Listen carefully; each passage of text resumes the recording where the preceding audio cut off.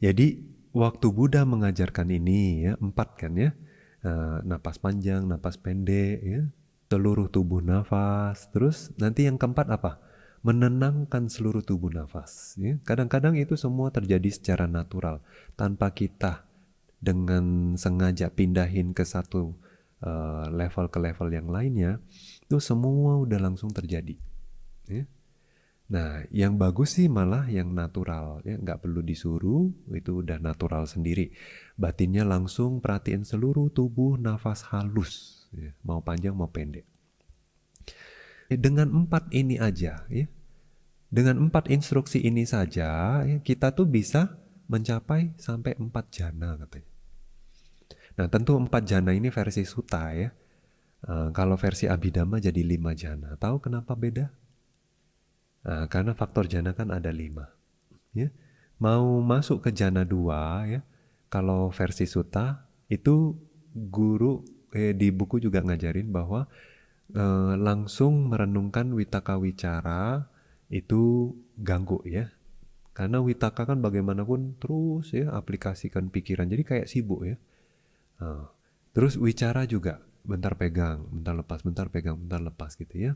Jadi kayak batin itu konsentrasi mah ada. Namanya jana udah konsentrasi. Tapi konsentrasinya ini kayak masih ada riak ya kita bilang ya.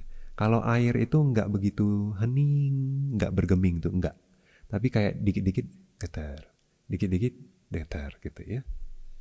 Nah itu. Nah itu sifat si Wittaka Wicara. Nah waktu kita bisa ngelihat ya, oh cacatnya jana, maksudnya kekurangan ya. Kekurangan atau kelemahan dari jana pertama ini, yaitu si Wittaka Wicara ini. Nah, kita lihat kalau gitu, kalau supaya lebih tenang kita harus singkirin Wittaka Wicara ini.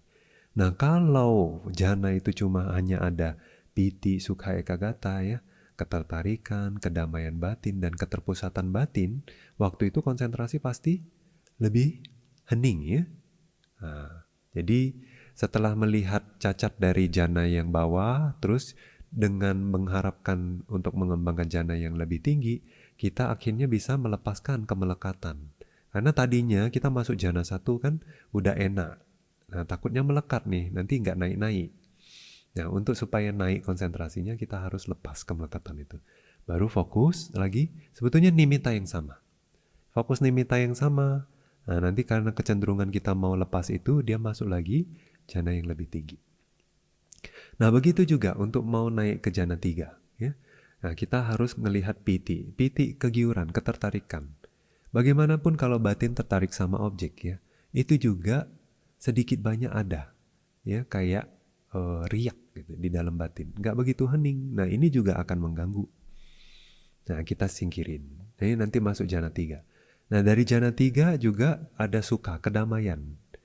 Bagaimanapun kalau masih ada perasaan. Jadi waktu kita fokus ke objek, kayak ada yang selalu mengganggu. Kayak ada latar belakangnya bahwa, oh ya, sembari fokus sembari damai, sembari fokus makin damai gitu ya. Bukannya kita perhatiin damai ini sih, bukan. Kita fokus ke objek. Tapi karena kita fokus objek, kedamaian itu muncul otomatis ya. Nah, waktu itu juga kalau masih ada perasaan gini, itu terganggu konsentrasi, enggak dalam banget. Nah, yang bagus malah apa? UPK. UPK itu bukannya nggak ada perasaan ya. Tapi dia kayak netral, perasaannya seimbang banget ya. Suka juga bukan, nggak suka juga enggak ya. Nah, jadi waktu itu perasaannya seperti nggak ada ya, netral kan karena tawar gitu ya.